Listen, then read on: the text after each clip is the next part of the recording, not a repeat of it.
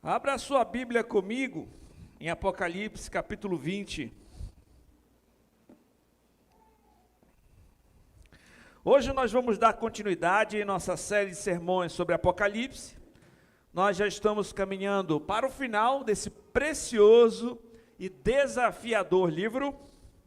E o tema de hoje é forte e ao mesmo tempo muito importante. Vamos falar sobre o juízo final. Vamos ler o texto. Apocalipse 20, dos versos 11 até o verso 15. Vi um grande trono branco, e aquele que nele se assenta, de cuja presença fugiram a terra e o céu, e não se achou lugar para eles. Vi também os mortos, os grandes e os pequenos, postos em pé diante do trono. Então se abriram livros. Ainda outro livro, o livro da vida, foi aberto. E os mortos foram julgados, segundo as suas obras, conforme o que se achava escrito nos livros. Deu o mar mortos que nele estavam. A morte e o além entregaram os mortos que neles havia, e foram julgados, um por um, segundo as suas obras. Então a morte e o inferno foram lançados para dentro do lago de fogo.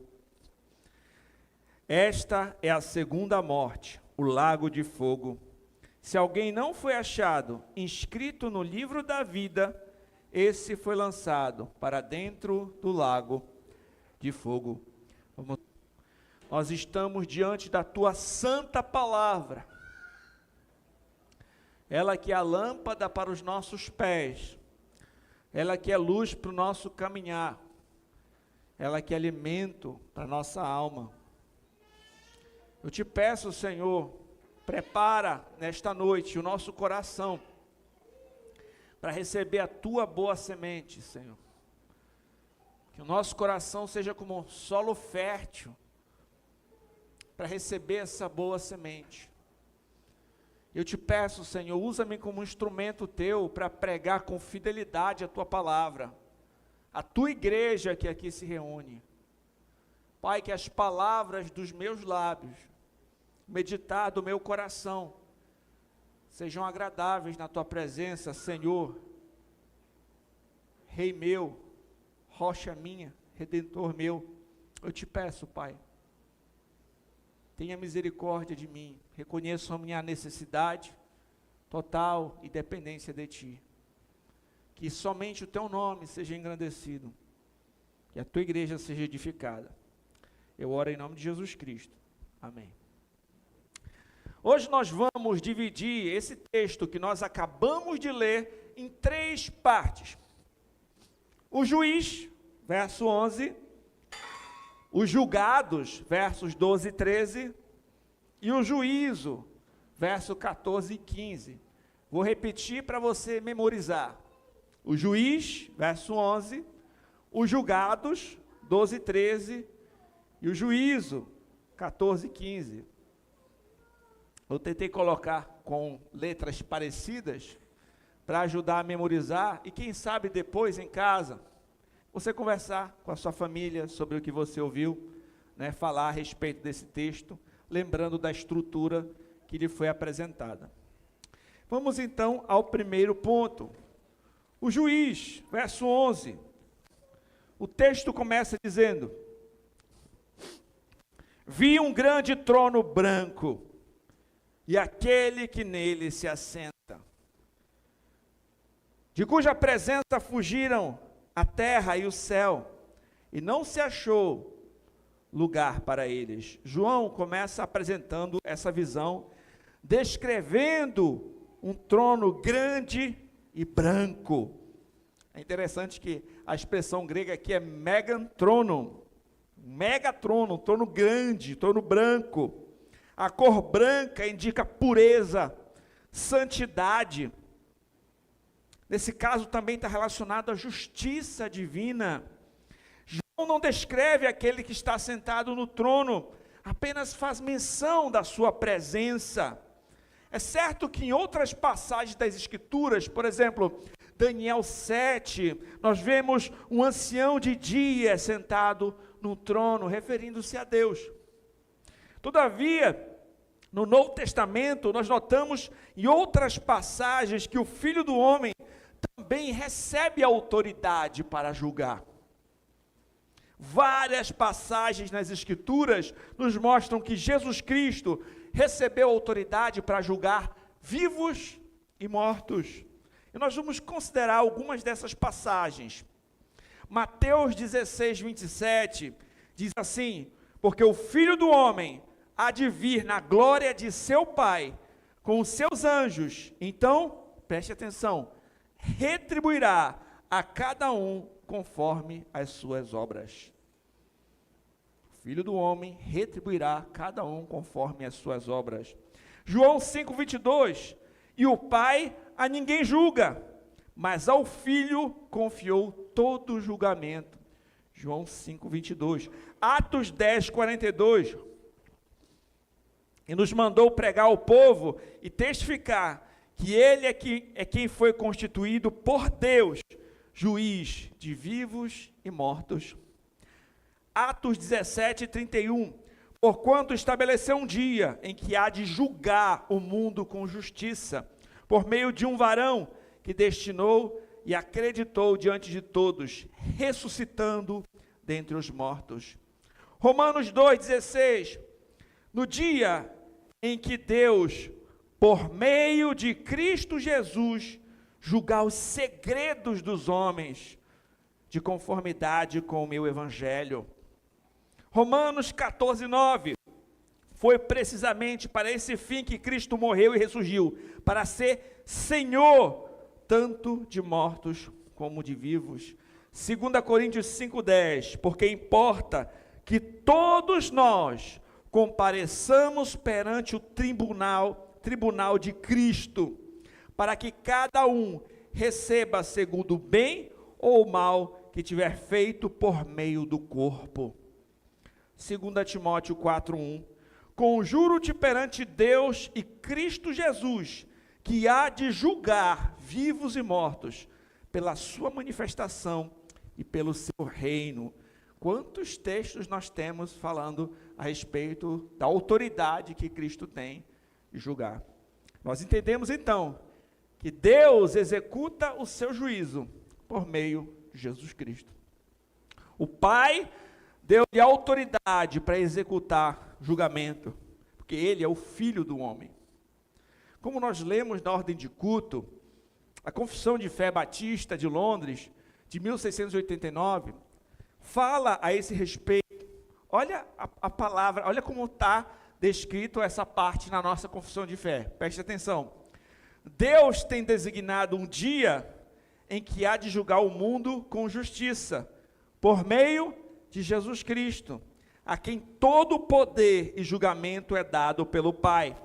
Naquele dia não só os anjos apóstatas serão julgados, mas também todas as pessoas que viveram sobre a terra devem comparecer perante o tribunal de Cristo, para darem conta dos seus pensamentos, palavras e ações, e receberem de acordo com o que elas fizeram no corpo, quer seja bom ou mal. Queridos, haverá um juízo. Todos estarão diante do Senhor. E o Senhor vai prestar contas do que nós fizemos com os nossos corpos. Vai prestar contas de palavras, de ações, de motivações, pensamentos impuros, ações erradas, e o Senhor vai prestar conta com cada um daqueles que Ele criou. Esse texto está falando a respeito disso. E nós vimos que a autoridade para fazer esse julgamento está com o Filho de Deus, o Senhor Jesus Cristo. E nada está escondido do Senhor. É possível que alguém queira aparentar para as outras pessoas que é um crente, quando em seu íntimo ele não é. Mas o Senhor conhece. O Senhor conhece nossos segredos. O Senhor conhece as nossas motivações. O Senhor sabe quem realmente todos nós somos. É sobre isso que está falando. Quem está sentado no trono é alguém que é onisciente e sabe de todas as coisas. Quem está sentado no trono é alguém que tem todo o poder, pode todas as coisas. Diz respeito a essa santidade. Ele é santo, santo, santo, justo, puro. E o texto prossegue dizendo: cuja presença fugiram a terra e o céu, não se achou lugar para eles. O primeiro objeto de juízo que nós vemos aqui é a terra e o céu. Romanos 8:10 demonstra que a criação se tornou caída em Adão, maculada, contaminada. O texto diz assim: pois a criação está sujeita à vaidade, não voluntariamente, mas por causa daquele que a sujeitou, na esperança de que a própria criação será redimida do cativeiro da corrupção, para a liberdade da glória dos filhos de Deus. A própria criação geme, a própria criação foi maculada, contaminada por conta da queda. O pecado dos primeiros pais afetou toda a criação. A presente ordem é caída. Nós não vivemos nada. E diante da presença desse que se assenta no trono, não há lugar para eles, não há lugar para a terra e para um céu manchados. Eles serão refeitos, eles serão transformados. Paulo fala da libertação da escravidão. Essa criação será redimida do cativeiro da corrupção. 2 Pedro 3,10 também fala que a presente criação caída será refeita, restaurada em novos céus e nova terra. O texto diz: virá entretanto como ladrão o dia do Senhor, no qual os céus passarão com estrepitoso estrondo, os elementos se desfarão abrasados, também a terra e as obras que nela existem serão atingidas, visto que todas essas coisas hão de ser assim desfeitas. Deveis ser tais como os que vivem em santo procedimento e piedade, esperando e apressando a vinda do dia de Deus, por causa do qual os céus incendiados serão desfeitos, os elementos abrasados se derreterão. Nós, porém, segundo a sua promessa, esperamos novos céus, nova terra, os quais habita a justiça. O Senhor fará novos céus e nova terra.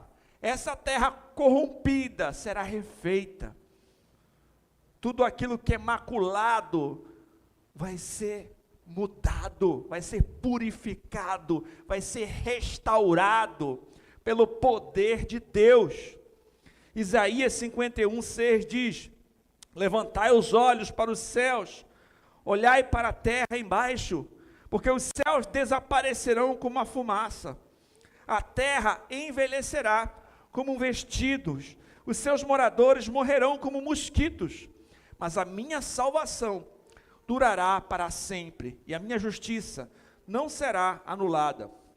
Um teólogo chamado Simon Kistemaker, comentando esse texto, disse: quando chegar o dia do julgamento, a criação de Deus será afetada de tal maneira que a terra passará por tal mudança. Nesse momento terão acontecimentos catastróficos de imensas proporções, pois a atmosfera será enrolada como um pergaminho para ser substituída pelo novo céu e a nova terra. A antiga ordem desaparece para dar lugar a uma nova. Portanto, entendemos que os defeitos da antiga ordem serão eliminados, a criação será renovada, essa criação será refeita em novos céus e nova terra. Queridos, pensando a respeito disso, dessa primeira parte do texto, desse trono branco, do céu e a terra não achando lugar, e sabendo que Cristo é esse que tem autoridade para julgar, eu estava refletindo sobre esse texto, e eu comecei a pensar a respeito do Senhor Jesus Cristo, encarnado, o bebê que não teve hospedaria para nascer. Você lembra? José e Maria procuravam algum lugar para que ela desse à luz, e não tinha um lugar para ela ficar, não tinha uma hospedaria. Ele teve que ficar em uma manjedoura quando nasceu. Ele que foi perseguido por Herodes desde que nasceu, ele que foi adorado pelos sábios também, desde bebê. Quando criança, ele se submeteu aos pais terrenos, ele que lavou os pés dos discípulos, aquele que foi expulso de algumas cidades, quase empurrado dali, foi perseguido, que foi acusado injustamente, aquele que foi zombado, insultado, humilhado, crucificado e morto. Ele também foi ressurreto, ele também foi exaltado, ele recebeu o nome que está acima de todo nome, e ele voltará para julgar vivos e mortos. O que entrou em Jerusalém, em um jumentinho, voltará em um cavalo branco, com poder e grande glória, e executará a sua justiça. Apocalipse 1:7, primeiro capítulo desse livro, nós lemos: eis que vem com as nuvens, todo olho verá, até quantos o transpassaram, todas as tribos da terra se lamentarão sobre ele, certamente, amém. Eu sou o alfa e o ômega, diz o Senhor Deus, aquele que é, que era, que há de vir, o Todo-Poderoso. Aqueles que rejeitaram a Cristo como Senhor, inevitavelmente o encararão como juiz. A forma como a Escritura apresenta aquele que está sentado no trono branco deve nos levar a refletir sobre o caráter de Deus, sobre a santidade, a justiça, a autoridade, o poder, bem como a posição de que seu Filho tem como juiz de vivos e mortos. As referências ao trono de Deus no livro de Apocalipse também servem para nos lembrar os santos que sofrem na presente ordem, que Deus está no controle de tudo, que Ele é soberano sobre todos. E aos que ainda não se renderam a Cristo Jesus, o tempo de se submeter a Jesus Cristo é agora, e assim obter favor no dia do julgamento. Você já se rendeu a Jesus Cristo? Pense nisso. Esse é o primeiro ponto, o juiz. Agora vamos considerar o segundo ponto, os julgados. O texto prossegue dizendo o seguinte: vi também os mortos, os grandes e os pequenos, postos em pé diante do trono. Todas as pessoas que viveram nessa terra aparecerão diante do tribunal de Cristo. Todos. Os grandes e pequenos abrangem a totalidade da humanidade, desde Adão até a última pessoa que nasceu na terra. Isso é, diz respeito a todos os que já viveram nessa terra. Todos os seres humanos estarão lá. É possível que as pessoas não queiram ir para a igreja quando a gente convida. É possível que as pessoas não aceitem vir num culto de domingo, que não queiram buscar Deus ao longo da sua vida. É possível que isso aconteça. Mas tem uma coisa que é impossível. Ninguém vai poder dizer: eu não quero ir para o juízo final. Ninguém vai poder dizer: eu não quero ir para esse juízo. Porque eles todos estarão lá.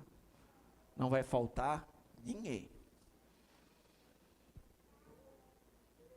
Grandes e pequenos, todos estarão lá, diante do trono. Ninguém vai poder dizer: eu não quero ir para o dia do juízo hoje. Não haverá para onde fugir, não haverá a opção de faltar. O dia do juízo, todos que já viveram nessa terra estarão diante do trono. O texto prossegue dizendo: então se abriram livros, ainda outro livro, o livro da vida, foi aberto, e os mortos foram julgados segundo as suas obras, conforme o que se achava escrito nos livros. O Senhor Jesus Cristo alertou em Mateus 12, 36 ao 37, digo-vos que toda palavra frívola, palavra insensata, perversa, que proferirem os homens, dela darão conta no dia do juízo, porque pelas tuas palavras serás justificado, pelas tuas palavras serás condenado. No dia do juízo, abrirão os livros, um por um, a vida de cada um, o comportamento de cada um, tudo o que foi feito por meio desse corpo, cada palavra inútil que saiu da boca, cada ato, agradável ou desagradável a Deus, estará lá. Tudo o que foi feito. A nossa confissão diz assim: também todas as pessoas que viveram sobre a terra devem comparecer perante o tribunal de Cristo para darem conta dos seus pensamentos, palavras e ações, e receberem de acordo com o que fizerem no corpo, quer seja bom ou mal. Portanto, nesse quadro que nós pintamos aqui, que nós observamos aqui, nós vemos que tanto descrentes quanto crentes aparecerão juntos diante de Deus para serem julgados, todos de uma vez só, diante de Cristo no dia do julgamento. O registro de cada pessoa será observado. E queridos, não haverá tempo para arrependimento, e a sentença será irrevogável. Aquele dia não vai ter tempo para se arrepender, e a sentença que for dada não mudará. Não vai ter apelação, não vai ter outra chance. De maneira misericordiosa, o Senhor escolheu o seu povo em Jesus Cristo. E eles são os que têm o nome registrado nesse outro livro que nós lemos lá. Qual é o livro? O livro da vida.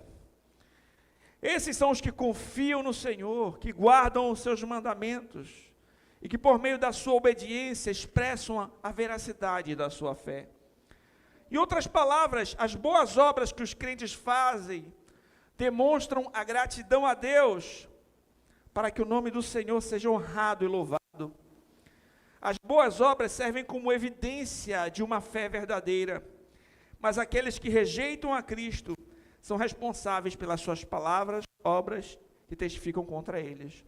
Queridos, é claro que nós já sabemos, como o apóstolo Paulo nos diz em Efésios, pela graça sois salvos mediante a fé. Isso não vem de vós, é um dom de Deus, não de obras para que ninguém se glorie. Então nós pensamos, se nós somos salvos pela graça mediante a fé em Cristo, por que no juízo nós vamos observar que as obras de cada um vão ser consideradas? Porque as obras, elas servem de evidência para a fé. Porque uma fé verdadeira produz boas obras. As obras, elas não são causa, elas são consequência, elas são evidência. Porque tem pessoas que só professam crer com os lábios, mas a sua vida diz outra coisa. A pessoa diz que é crente com os lábios, mas ela não leva em consideração a lei do Senhor, a palavra do Senhor, os mandamentos do Senhor. Ela expressa por meio das suas obras que ela nunca creu de verdade, que ela nunca nasceu de novo, que a sua fé não estava verdadeiramente em Cristo. Então as obras, elas vão ser uma evidência. Olha o que Joel Bick falou. O Senhor julgará todas as pessoas de acordo com suas obras. Não porque a salvação é pelas obras, mas porque a salvação produz obras. Portanto, as obras demonstram se uma pessoa é ou não escolhida e redimida por Deus. Nossa santificação visualiza a nossa eleição. É por isso que Jesus disse: pelos seus frutos os conhecereis.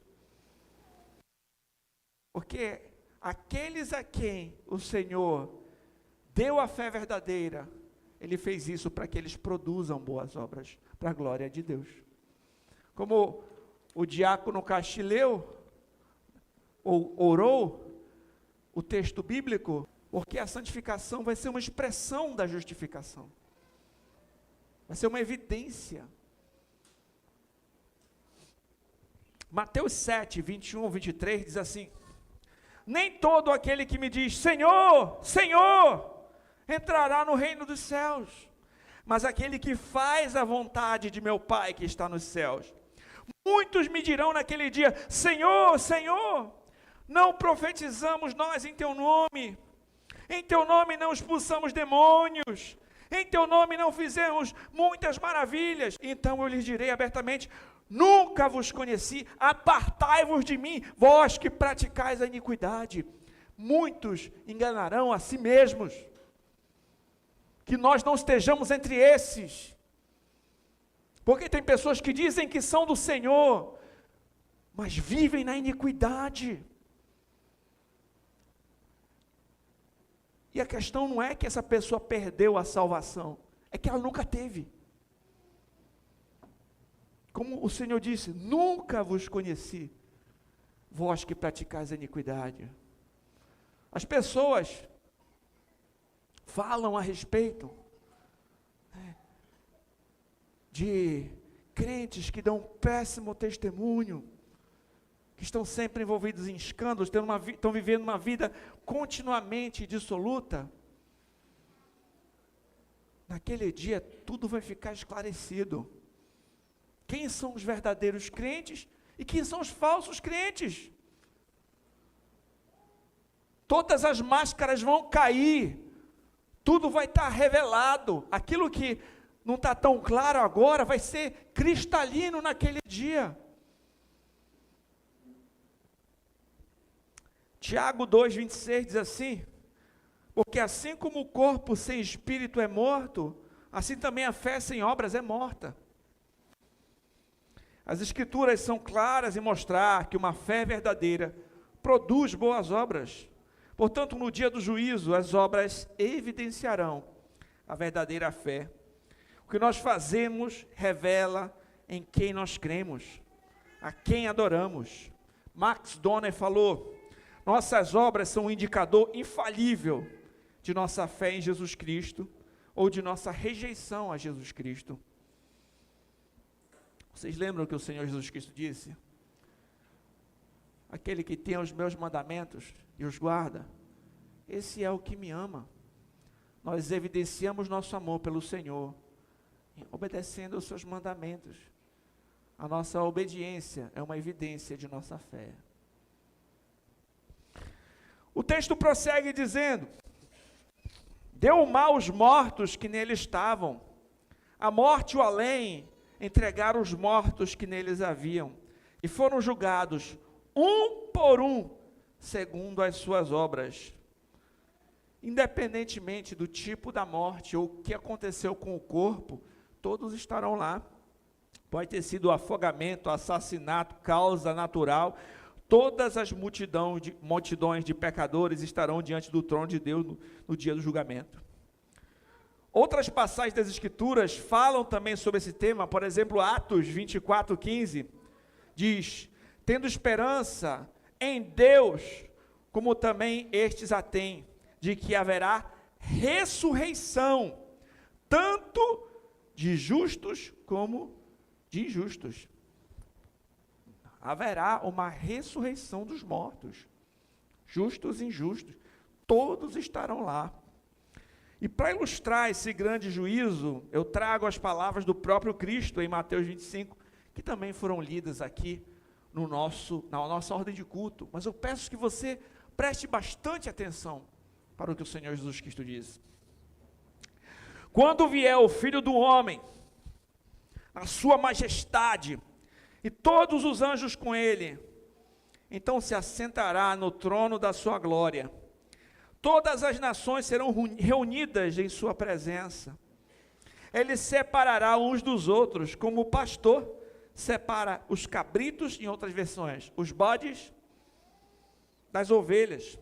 Porá as ovelhas à sua direita, mas os cabritos à esquerda. Então dirá o rei aos que tiverem à sua direita: vinde, benditos de meu Pai, entrai na posse do reino que vos está preparado desde a fundação do mundo.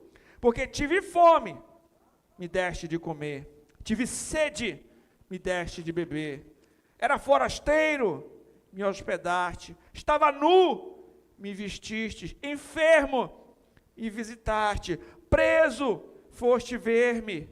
Então perguntarão os justos: Senhor, quando foi que te vimos com fome e te demos de comer, ou com sede e te demos de beber?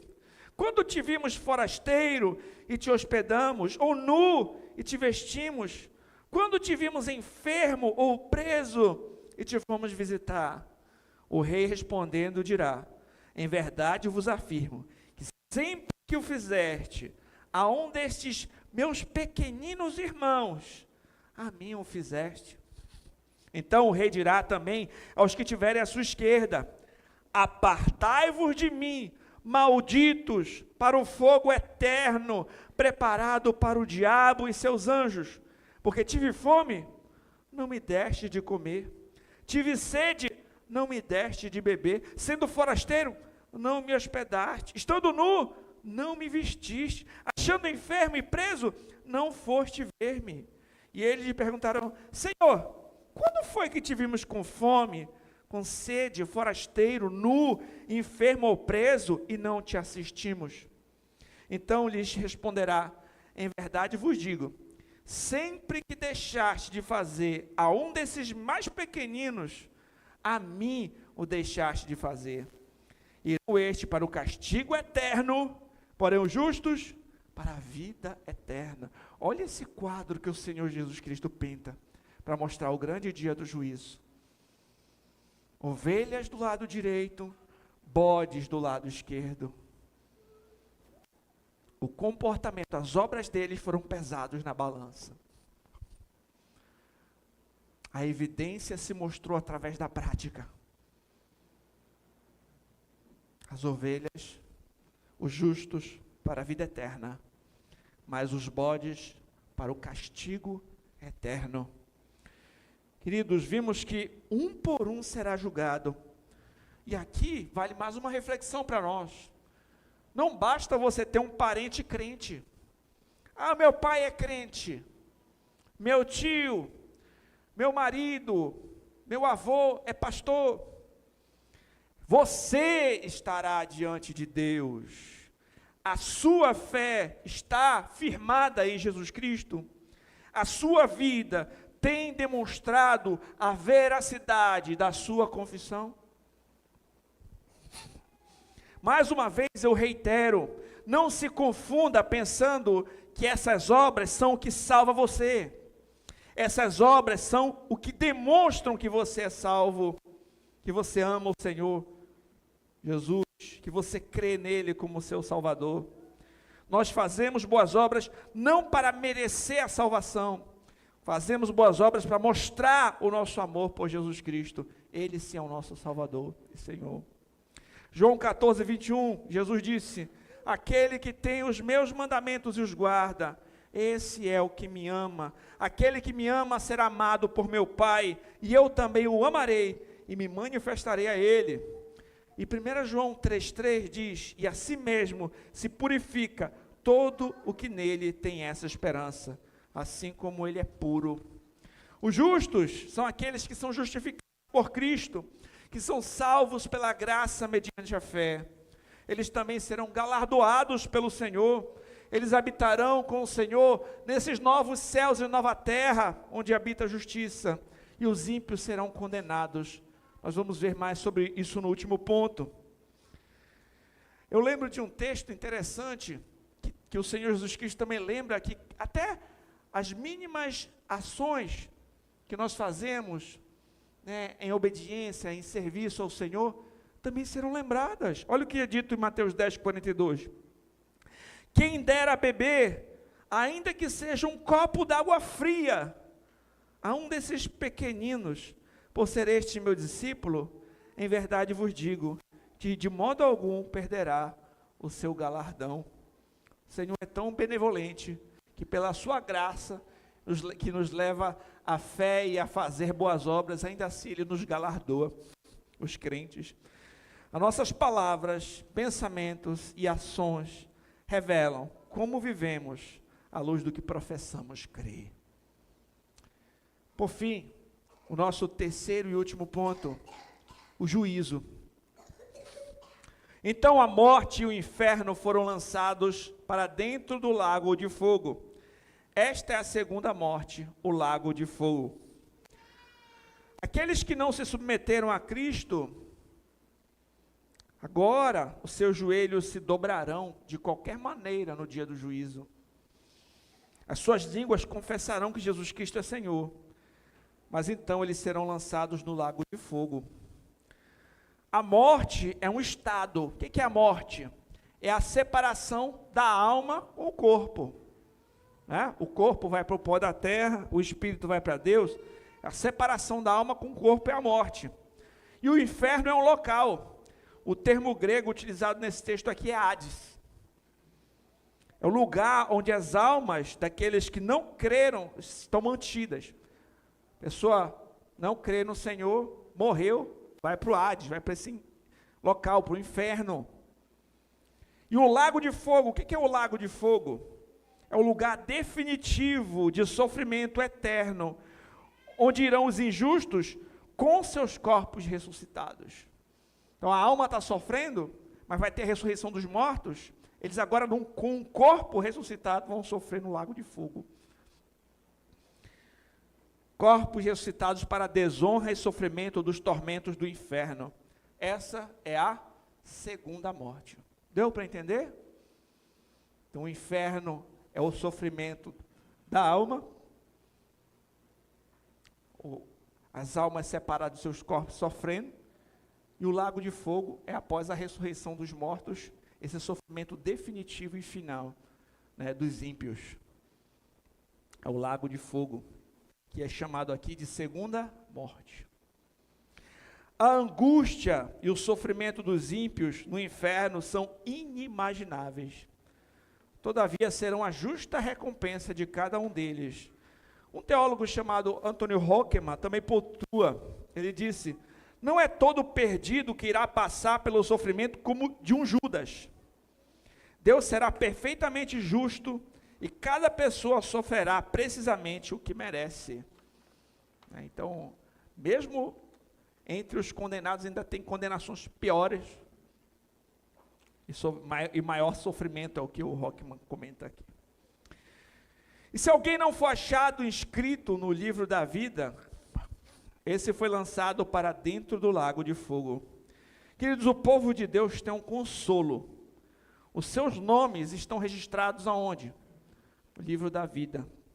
Os crentes são aqueles que pertencem ao Cordeiro que morreu por eles, que morreu por nós. Nessa parte eu trago a vocês uma citação de João Calvino, que é bastante alentadora. Ele diz: não é uma segurança desprezível que não compareceremos perante nenhum outro tribunal, que não do nosso Redentor. Os crentes vão estar no tribunal de Cristo, diante do seu Senhor, diante do seu Salvador, diante daqueles que morreu por eles, que já demonstrou o seu amor, que é quem nós servimos, quem nós amamos. Nós aguardamos esse encontro com esse Senhor. né? Quanto alento há em saber disso, que Ele é o nosso advogado, e é diante dele que nós vamos estar. Mas para os ímpios, a situação é bem ruim. É só nós lembrarmos, por exemplo, da parábola do rico e do Lázaro. Vocês lembram? O rico descreve o inferno como uma agonia, um lugar de tormento, de sofrimento, e há um abismo entre ele e Lázaro e Abraão. Ele não consegue transpor e ele não consegue voltar, né? Então aquela parábola dá a nós ali um vislumbre desse sofrimento. Ele pede, ele está com sede, mostra-lhe uma angústia, uma agonia, a culpa, o sentimento de querer voltar e não poder. Hebreus, capítulo 10, verso 31, diz assim: horrível coisa é cair nas mãos do Deus vivo. Esses textos, esses alertas das Escrituras, devem nos levar a temer, a refletir sobre a seriedade dessas coisas. Horrível coisa é cair nas mãos do Deus vivo. Nehemiah Cox foi um dos organizadores da nossa confissão. Ele falou o seguinte: não há meio termo. Se as pessoas não entrarem pela porta estreita, que leva à vida eterna, elas devem entrar pela porta larga, que leva à destruição. Se os seus nomes não forem encontrados no livro da vida, elas devem ser lançadas no lago que arde com fogo e enxofre, onde serão atormentadas para todo sempre. Queridos, não há segunda chance para sair do inferno. Após a morte, segue-se o juízo. A Escritura não fala de purgatório, a Escritura não fala de reencarnação, a Escritura não fala de aniquilação, a Escritura fala de tormento eterno. E a Escritura fala somente de um caminho para a salvação dessa terrível condenação, e o caminho é Jesus Cristo. Os que estão no livro da vida são os que estão em Jesus Cristo, são as suas ovelhas, são a sua igreja, o seu povo. Como nós poderemos ficar de pé diante desse julgamento? Como é que nós podemos ter o favor de Deus? Como é que nós podemos entrar no novo céu e nova terra? Somente por meio de Jesus Cristo. Não há outro mediador entre Deus e os homens, senão Jesus Cristo. A nossa segurança está nesse nome. Renda-se a Cristo, se você hoje ainda não se rendeu ao Senhor. Que a sua vida esteja entregue a Ele. Que a sua confiança esteja nele. Que você de fato viva para a glória dele, do Senhor. Portanto, nós entendemos que essa era que nós estamos agora, ela será concluída com a segunda vinda do Senhor Jesus Cristo, o juízo final de todos os homens, salvos ou perdidos. Após isso, haverá a era vindoura, na qual os ímpios estarão para sempre no lago de fogo, e o povo de Deus em novos céus e nova terra, onde habita a justiça. Deu para entender a cronologia? Essa era que nós estamos vai ser concluída quando? A segunda vinda de Cristo. Então vai acontecer o juízo final, né? Todos vão participar disso, seja crentes ou descrentes. Vai ter a ressurreição dos mortos. Os crentes que estiverem vivos quando o Senhor Jesus Cristo voltar serão transformados. Vai ter a glorificação do corpo. Os crentes vão viver em novos céus, nova terra, onde habita a justiça, e os ímpios no lago de fogo, né? Onde é a segunda morte. É isso que a Escritura diz. Esse é o ensino da Bíblia sobre esses assuntos. Concluo esse sermão com as palavras da nossa confissão e convidando vocês a refletir. Cristo deseja que estejamos bem persuadidos de que haverá um dia de juízo, para que os homens se afastem do pecado, para a maior consolação dos piedosos em sua verdade. Assim, ele manterá esse dia desconhecido para os homens, para que possam estar livres de toda a segurança carnal, sempre vigilantes, porque não sabemos a que hora o Senhor virá. Que possamos estar sempre preparados para dizer: vem, Senhor Jesus, vem depressa. Amém. Oremos. Santo Deus e Pai, te agradecemos pela tua palavra, que nos mostra a tua vontade, que nos exorta, que não nos deixa tateando no escuro. Obrigado por compreendermos essas maravilhas, Senhor. Sabermos que o Senhor é um Deus justo, santo, poderoso, mas ao mesmo tempo é um Deus de graça e misericórdia, que preparou um caminho para a salvação do pecador, enviando o teu Filho para morrer por nós, para ressuscitar e nos levar para a glória com o Senhor. Ó Pai, te agradecemos por saber que no livro da vida estão escritos os nomes dos teus filhos, das tuas ovelhas, do teu povo, da tua igreja. Saber que em Jesus Cristo nenhuma condenação há. Saber que novos céus, nova terra, onde habita a justiça, é o que é esperado para o teu povo. Ó Senhor, te agradecemos por colocar a fé em nossos corações. E te pedimos, não deixa que venhamos enganar a nós mesmos com uma profissão de fé falsa. Não deixa que venhamos, Senhor, ser hipócritas. Não deixa que sejamos, Senhor, falsos crentes. Mas que sejamos verdadeiros, Senhor. Verdadeiros e fiéis até a morte. E que venhamos herdar a coroa da vida. Para a glória do Senhor, eu oro. Em nome de Jesus. Amém.